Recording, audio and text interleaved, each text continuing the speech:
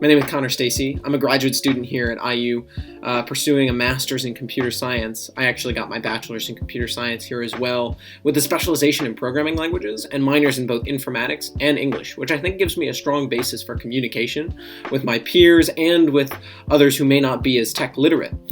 I have a lot of experience with a variety of coding languages in both academic and real-world applications, just across my various internships and my schoolwork in getting my bachelor's. And I've actually been able to apply all of that knowledge at my part-time job on campus, where I'm a peer career advisor helping other students to navigate the work world.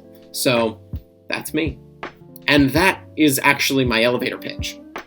It's short, coming in at about 40 seconds, which is pretty good considering a good elevator pitch should be 30 to 60.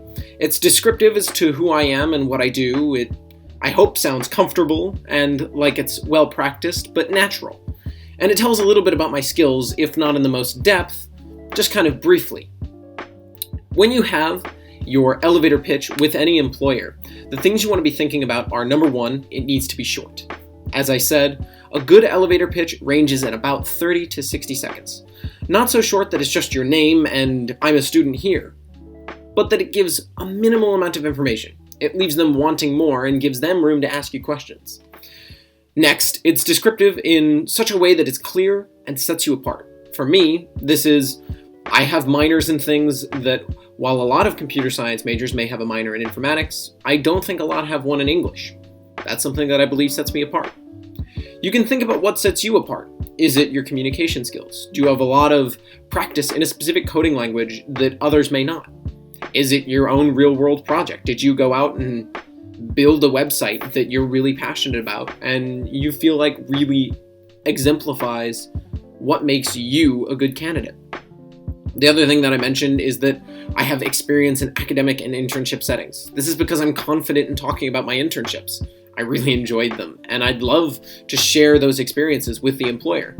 So I set it up for people to ask. That's something that you can do as well with your projects or whatever.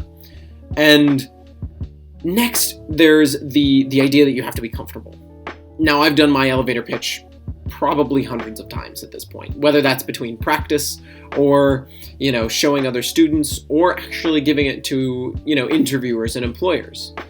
Why? Because it's easy to just go out and ask your roommate, ask your neighbor, hey, can you listen to this elevator pitch for me? I'm in the middle of recruiting right now and I just really want to make sure it sounds right.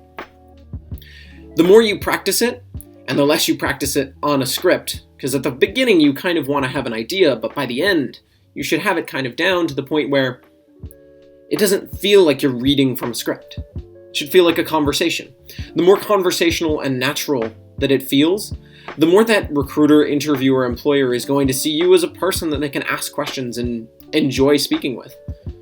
I also mentioned that it should talk about your skills in a little bit, and that kind of comes up in the other ways, right? So when I talk about what sets me apart, that should also mention my skills.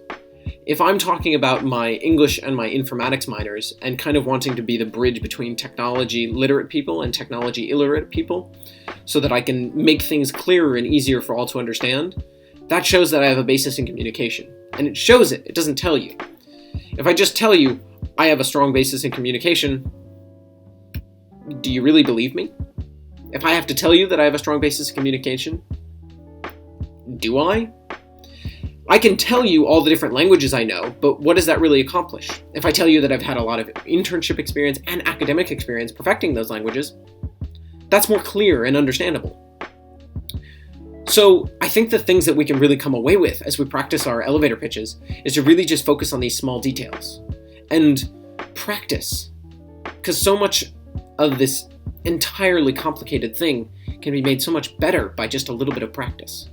So keep it short, describe you, come off as genuinely yourself, and interviewers will be far more impressed than if you read off of someone else's script. Try and stay comfortable. Make sure you show your skills rather than tell them. And that's how you do an elevator pitch. That's a wrap for this week's Jumpstart episode from Luddy Career Services. See you next time, where we're going to dive into another topic to help you jumpstart your career in tech.